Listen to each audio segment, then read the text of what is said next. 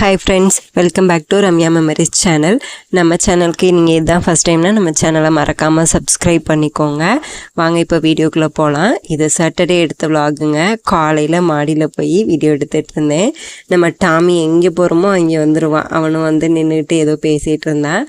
அப்புறம் வந்து மாட்டுக்கு சோறு உழ வைக்கணும், அதுக்கு போய் ரெடி பண்ணிகிட்டு இருந்தேன்.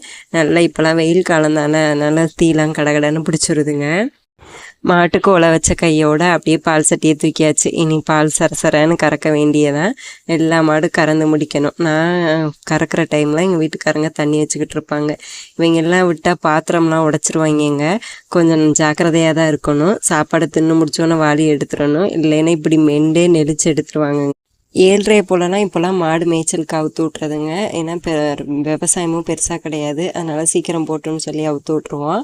அவங்க போனதுக்கப்புறம் குட்டிக்கு வந்து பால் கொடுக்க ஆரம்பிச்சிட்டேங்க. நான் எப்போ கடைசியாக மாடு பால் கறக்குறேனோ அது வந்து கரெக்டாக தெரியும், அந்த டைமில் எழுந்திரிச்சிரும். அப்புறம் மற்ற வேலையெல்லாம் முடிச்சுட்டு ஒரு 10 மணி போல் இன்றைக்கி பளிச்சுன்னு கிளம்பியாச்சுங்க. இதுக்கடையில் சமைக்கிறது, வீடு துடைக்கிறது, சாணி எடுறதுன்னு எல்லா வேலையும் முடிச்சாச்சு. இன்றைக்கி சாப்பாடு என்னென்னு பார்த்துடலாமா?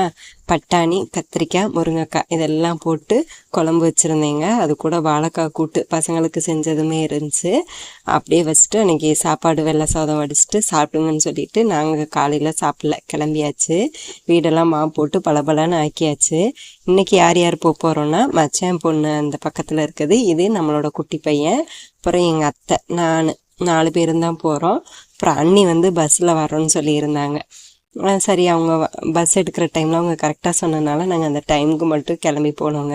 குட்டீஸ் வந்து கம்மாயில் அந்த தாமரைப்பூலாம் வேடிக்கை பார்த்துக்கிட்டு இருந்தாங்க. அப்படி இன்றைக்கி எங்கே கிளம்பி போகிறோன்னு பார்த்தீங்கன்னா, மடப்புறம் கோயிலுக்கு தாங்க போனோம்.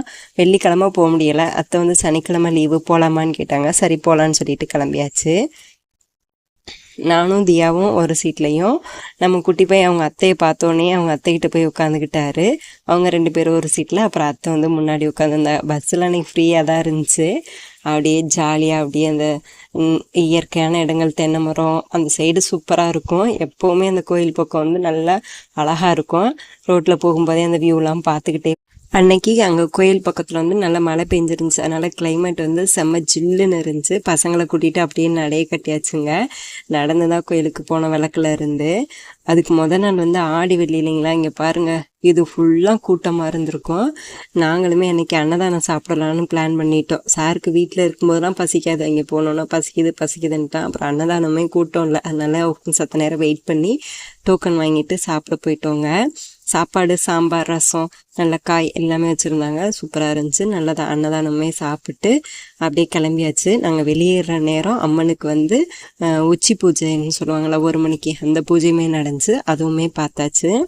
அன்னைக்கு பசங்களுக்கு ஸ்நாக்ஸ் மட்டும் வாங்கிட்டு அப்படியே மறுபடியும் பஸ்ஸில் ரிட்டன் கிளம்பியாச்சுங்க. அண்ணி வந்து நான் ஊருக்கு போகிறேன் வரல அப்படின்ட்டாங்க. அவங்கள அனுப்பிட்டு அதுக்கப்புறம் ஈவினிங் டைம் பார்த்தீங்கன்னா, இந்த குட்டி போட்டிருக்குன்னு சொன்னேங்க ஆளுங்க, இவங்க 4 பேரும் ஒரே மாதிரி இருக்காங்க. எங்களுக்கு கூட அவ்வளோவா அடையாளம் தெரியலை.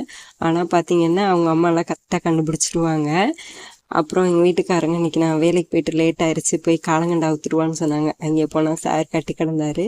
நம்ம மாடு மட்டும் இல்லைங்க, இங்கே நிறைய மாடு கட்டி போட்டிருந்தாங்க. சரி நம்ம காலங்கண்டை அவுத்துட்டு போகலான்னு பார்த்தா, அந்த சைடு இன்னும் விவசாயம் இருக்குது, அதனால் வந்து கட்டி தான் போடணும் இன்னும் கொஞ்ச நாளைக்கு.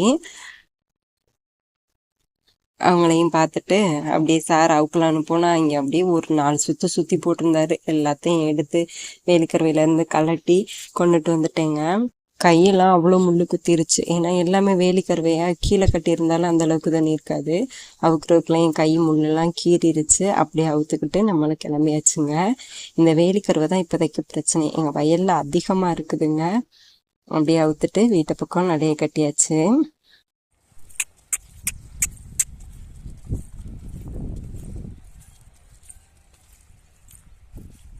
மதியம் தண்ணி குடித்தது. அதுக்கப்புறம் சரி தண்ணியை காமிச்சு கட்டிடலான்னு சொல்லிட்டு வந்தால் வாளியில் தண்ணி கிடையாது. அப்புறம் ஒரு குடத்தை தூக்கி ஊற்றினோன்னு நல்லா குடிச்சிச்சுங்க. குடித்ததுக்கப்புறம் கொண்டு போய் அதோட பிளேஸில் கட்டிட்டு வந்துடலான்னு சொல்லிட்டு அந்த குடத்துக்கு பிடிச்சிட்டு போயிட்டு அப்புறம் அங்கே கொண்டு போய் அந்த காலங்கண்டை கட்டவும் செஞ்சாச்சுங்க.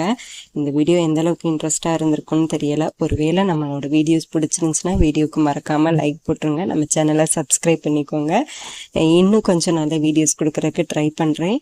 ஏதாச்சும் தப்பு பண்ணியிருந்தாலோ தப்பாக பேசியிருந்தாலோ என்னன்னு சொல்லிட்டு கமெண்ட்டில் சொல்லுங்கள். நெக்ஸ்ட் வீடியோவில் பார்க்கலாம். அது வரைக்கும் பாய்.